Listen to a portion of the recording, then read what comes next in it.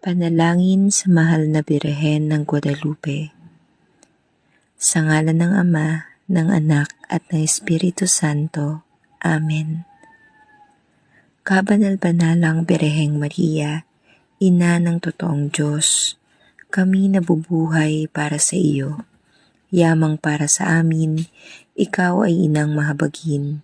Ikaw ang hinahanap namin na tinatawagan. Maawa ka at iyong bigyang pansin ang aming mga pagluha at kalungkutan. Pagalingin mo ang mga nalulumbay, ang mga nagdadalamhati at ang mga may sakit.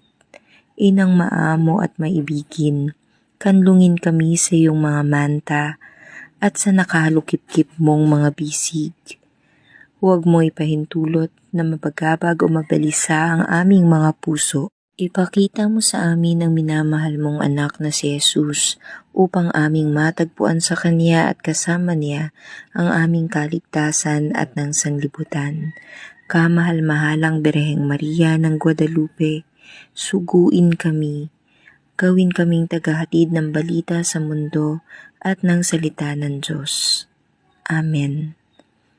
Birhen ng Guadalupe, ipanalangin mo kami. Sa ngalan ng Ama, ng Anak, at ng Espiritu Santo. Amen.